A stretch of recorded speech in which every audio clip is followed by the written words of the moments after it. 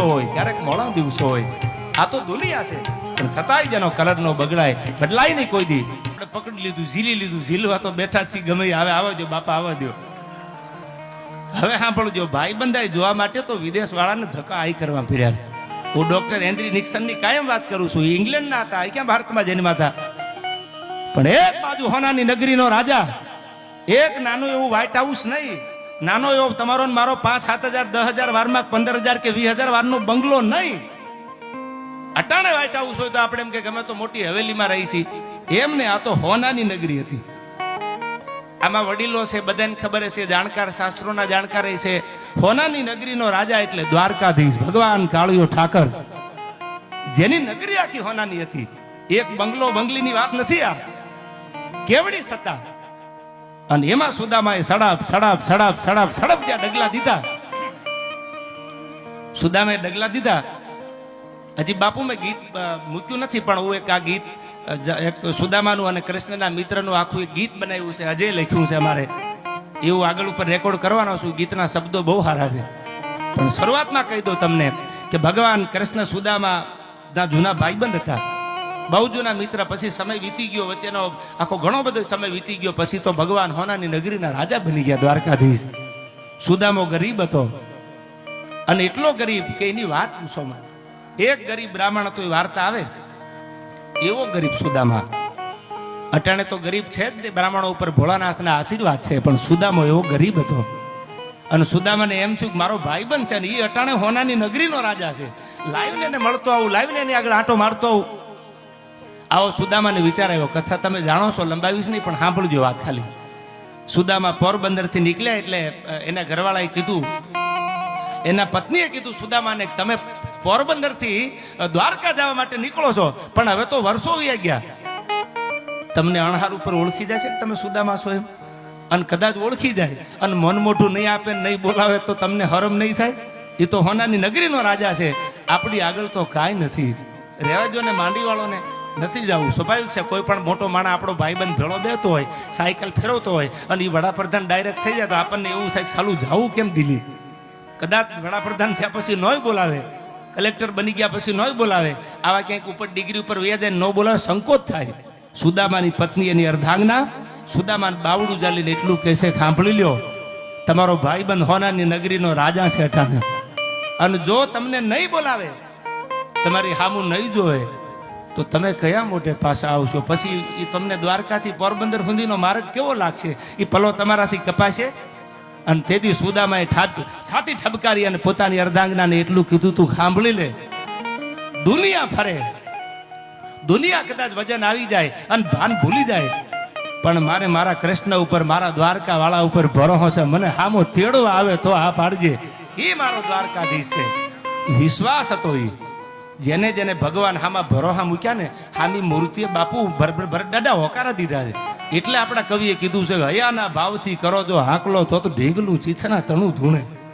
ભાવ જો હયાનો હોય તો આજે હાજલ દાડો સમાધિમાંથી હોકારા આપે, પણ હાકલો કરવા વાળો હામો હોય તો આપે ને. પડકારો કરવાની તૈયારી હોય. આવે તારા ગજ હેઠા મેલી અને વજન મેલીને તું ભરવા, નવલખ તારા નીચે બેઠો કયા તુંબડે તરવા. આવે તારા ગજ હેઠા મેલી વજન મેલીને તું ભરવા, નવલખ તારા નીચે બેઠો કયા તુંબડે તરવા. 14 ભવનનો નાથ આવે એક ચપટી ધૂળની પ્રીતે, વજન કરે આરે મનવા ભજન કરે જીતે. દાડા મેકરણે ભજન કર્યું, હાજલ દાદાએ ભજન કર્યું, દેવજી દાદાએ ભજન કર્યું, જેને જેને રામજી રાજાએ ભજન કર્યું, મૂળજી રાજાએ ભજન કર્યું, જેને જેને ભજન કર્યા ને અખાડામાં, એ બધાની સમાધિઓ હજી આમ ધૂપેલી આમ ફરે છે. હું ઘણી વાર બોલ્યો છું, દુનિયામાં મંદિરમાં મૂર્તિ પૂજાય, ખેતાભાઈ દુનિયામાં મૂકેલો ભગવાન પૂજાય, પણ આજે સત્તાધારમાં જાઓ હજી એના પાડા પૂજાય છે. આ ભજનની તાકાત છે. સુદામા હાલતા થઈ ગયા, હાલતા હાલતા હાલતા હાલતા પોરબંદર થી દ્વારકા આવ્યા. પછી દ્વારપાળોને આખી કથાની વાત તમે જાણો છો. આવીને કીધું ન જવા દે, તો સ્વાભાવિક છે કે બધું હાલે જ છે પહેલેથી. અટાણે કાંઈ એવું છે ને, ચા કરતા કેટલી બાપુ ગરમ હોય. આપણે ભરત રાજાને મળવાનું હોય તો દરવાજે ઉભા રાખજો, અત્યારે રહેવો જો બાપુ આરામમાં, પણ બાપુ જાગે છે ભાઈ. અમારે વાત થઈ ગઈ દાદા એટલે ટોટણ આવ્યા છે અમે. સાંભળજો, આ તમે નિયમ રાખજો, પાછા દાદાને ખબર ન હોય, એ તો રાહે બેઠા હમણાં આવે. આ તો કહેવત છે આપણી, એટલે બધા હબે તબે કર્યા ને ધક્કા દીધા ને આવું સ્વાભાવિક થાય કે આવડો મોટો માણા હવે રેન્જ રોવર વાળાને સાયકલ વાળો મળવા આવે તો કોકને એમ થાય કે આવું થોડું હોય, પણ એ તો ભાઈ આ તો ભાઈ બંધાય છે, એ તો ગરીબ આરે હોય ને રૂપિયા વાળા હોય ને એમાં તો કોણ હોય કોને ખબર. તો આ ઝીણી ઝીણી વાતો છે જીવનમાં ઉતારે છે. બાપુ આ વાતો ઉતારી લે ને એને લગભગ દ્વારકા વાળો દુઃખી થવા દેતો નથી, કારણ કે એના બોલે બંધાણો છે ઠાકર. સુદામા આવ્યા એટલે હબે તબે કર્યા ને કે આવું બને નહીં ને આ કઈ થોડો ભાઈબંધો, આ તો ખાલી ખોટી વાતો કરે છે કે આ ભગવાન હોનાની નગરીનો રાજા એનો ભાઈબંધ આવો હોય નહીં. પણ કવિ કાગે લખ્યું, ખબર રે સોણીને વાલો ધોળ્યા ગિરધારી, એને ત્રિકમે લીધા છે તેડી, ગડગડતી ડોટ મેલી સુદામાને બધ ભરી લીધી અને આહુડાની ધારું મંડી થવા. સુદામાના ખંભે આહુડા પડે છે કૃષ્ણના.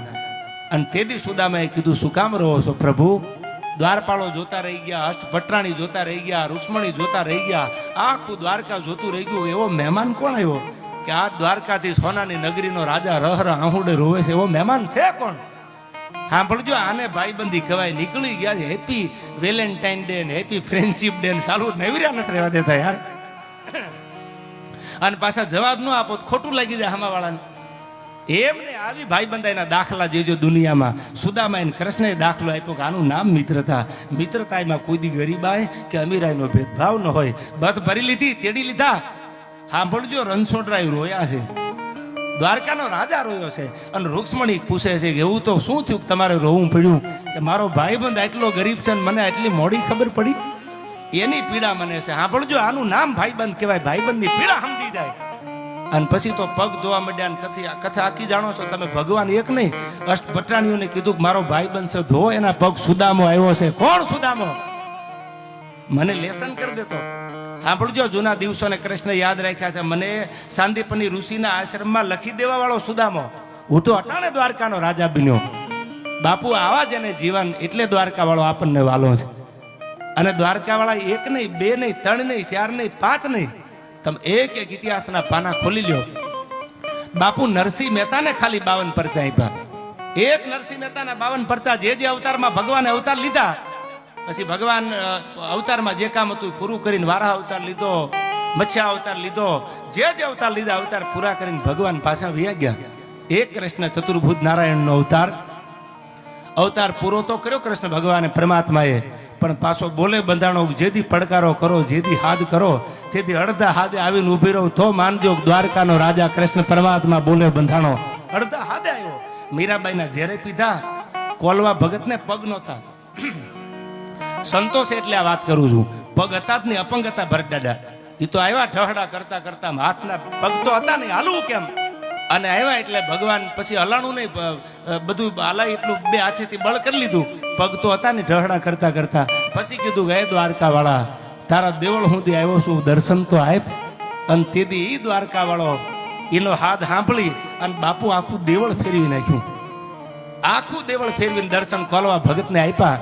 એથી આગળ કહું તો બોડાણાના ગાડે બેહીને ડાકોરના ભાદર સુધી ભેળા હાલ્યા કે તારે આવવાની જરૂર નથી, હું તારી સામે હાલું બે ડગલા. આ દ્વારકા વાળો છે, નીરા ડગલે